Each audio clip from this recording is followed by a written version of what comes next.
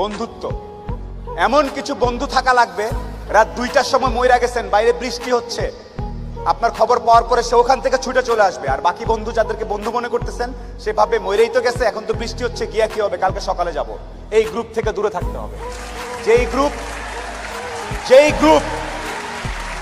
যেই বন্ধুগুলা বলবে যে বৃষ্টি টিষ্টি কিচ্ছু বুঝি না, ও সমস্যায় আছে, এখনই যাব, এইরকম একটা গ্রুপ খুঁজে বের করবেন। আপনার জীবনে আর কিছু চাওয়ার নাই, পরিবার, স্বাস্থ্য আর এরকম কিছু ফ্রেন্ডস আছে, আপনি অলরেডি সুপার সাকসেসফুল।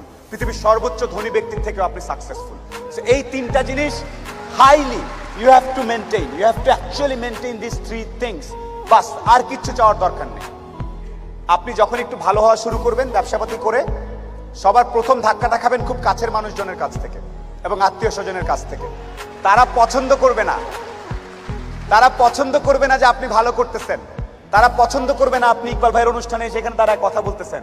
আপনার কাছের লোকজন আপনাকে বলবে, ও তো ব্যবসা, ও তো নষ্ট হয়ে গেছে, রাত 12টার সময় আসে, কি করে না করে, অনেক কিছু বলবে। সফলতা আসলে মাথাটা ঠান্ডা রাখবেন। আত্মীয় স্বজন কে কি বলেছে এত টেনশন নেওয়ার কিছু নেই। আপনি যদি সৎ হন, আপনার ব্যবসা যদি ঠিক থাকে, আপনি আপনার মতো করে কাজ করবেন।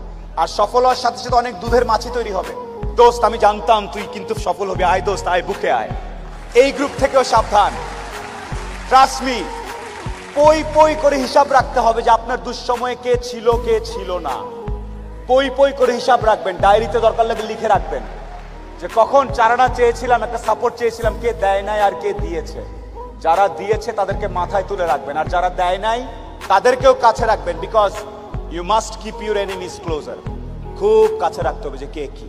সো শেষ করার একটা কথা হচ্ছে যে আপনার ভালো অনেকেই দেখতে পারবে না।